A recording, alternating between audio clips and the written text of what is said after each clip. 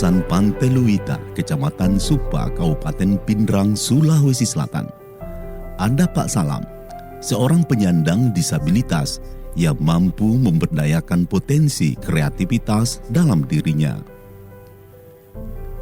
Melalui pendampingan Enslik Enseleret dengan program RIF, Pak Salam mampu mengubah limbah di pantai dengan berbagai kerajinan tangan seperti kaki palsu dan cindera mata yang bernilai seni dan ekonomi tinggi.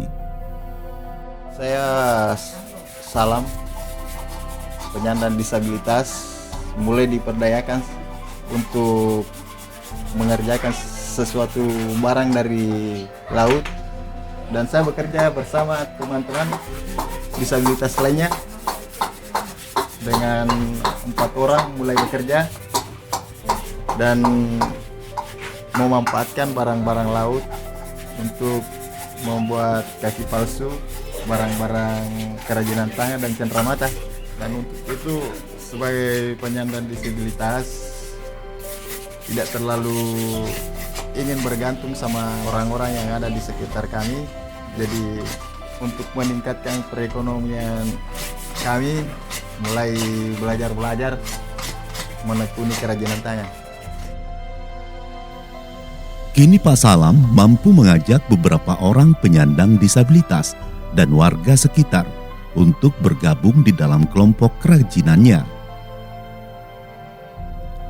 Harapan Pak Salam dan rekannya cukup sederhana, yakni bantuan peralatan dan modal usaha untuk lebih meningkatkan produksi mereka. Kami di sini bersama Pak Salam, belajar dan membantu Pak Salam mengolah limbah laut atau sampah laut menjadi seperti kaki palsu dan sejenisnya, kerajinan tangan seperti tempurung dan limbah-limbah pantai lainnya. Harapan kami ke depan, melalui kelompok ini kami bisa diberdayakan secara ekonomi, dan kami sebagai penyandang disabilitas bisa mandiri dan tidak bergantung pada masyarakat lagi. Sementara pemasaran produk dilakukan dengan menggunakan media online atau konsumen yang datang langsung ke kelompok ini untuk membeli aneka ragam kerajinan yang dihasilkan. Ini adalah salah satu kerajinan tangan yang kami buat di kelompok ini, dan kami bisa pasarkan di media online atau di rumah pajang, dan orang-orang bisa membeli secara langsung di kelompok ini.